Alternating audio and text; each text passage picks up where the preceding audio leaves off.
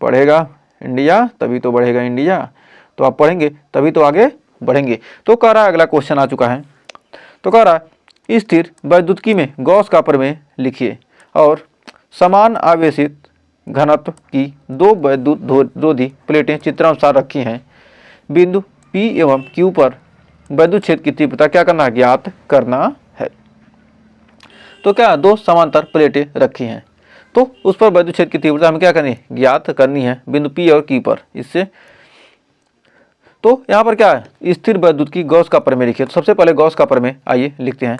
तो गॉस का प्रमेय, गॉस ने बताया कि किसी बंद पृष्ठ से गुजरने वाला कुल वैद्युत फ्लक्स उस पृष्ठ द्वारा परिबद्ध कुल आवेश का 1/ε0 गुना होता है।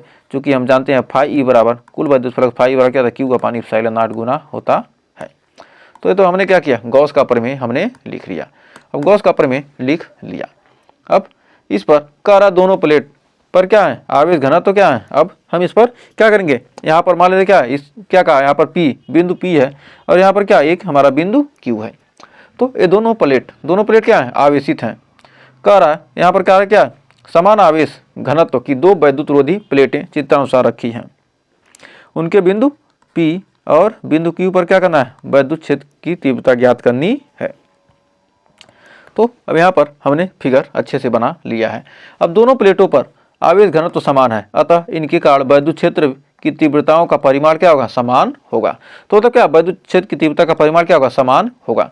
तो ये हमारा इसके कारण क्या होगा, वैद्युत क्षेत्र क्या होगा, E1 हो जाएगा। मतलब क्या होगा, प्लस आर का क्या, वैद्युत क्षेत्र के बिंदु P पर हम वैद्युत क्षेत्र की निकालते हैं तो दिशा क्या आ जाएगी, प्लस आर का क्या होता है, दूर की तरफ। और इस प्लेट के कारण वैद्युत क्षेत्र की दिशा क्या होगी, इसी के दिशा में क्या होगी, माइनस आवेश के कारण क्या होता है, उसी की दिशा में, तो इसी दिशा में। अब बिंदु Q पर हम वैद्युत क्षेत्र की दिशा निकालते हैं तो प्लस Q आवेश का कारण क्या होगा, दूर की तरफ, यानी E1 दूर की तरफ जाएगा और माइनस Q आवेश के कारण क्या होगा, उसी की दिशा में। तो उसी की दिशा में क्या, और प्लस के कारण क्या होगा, दूर की तरफ गया। तो हमें उम्मीद है अब यहाँ तक आपको कोई डाउट नहीं होगा। तो अब यहाँ पर E1 और E2 क्या दोनों बराबर हैं। चूंकि E1 और क्या आवेश घनत्व तो क्या है, बराबर है, तो हमारा E1 बराबर E2, मतलब परिमाण क्या है, दोनों बराबर हैं। तो क्या होता है, आवेशित प्लेट का क्या होता है, हमारा वैद्युत क्षेत्र क्या होता है, 2/ε0।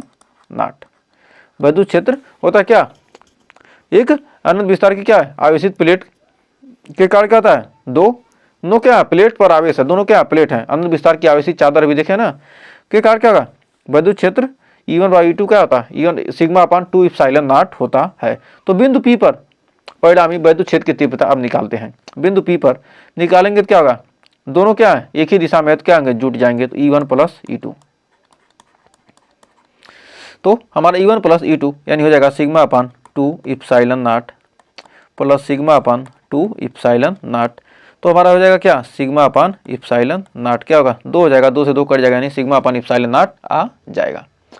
तो ये था क्या, P पर वैद्युत क्षेत्र की तीव्रता। तो P पर हमने क्या किया, σ/ε0। अब Q पर निकालते हैं। Q पर वैद्युत क्षेत्र की तीव्रता हमारा E1 माइनस क्या जाएगा, E2।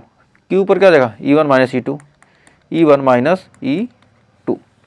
तो हमारा हो जाएगा कितना, σ/2ε0 माइनस σ/2ε0। और दोनों क्या होंगे, एक दूसरे से क्या करेंगे, कैंसिल आउट कर देंगे, और क्या जाएगा, हमारा वैद्युत क्षेत्र का मान क्या जाएगा, 0 हो जाएगा।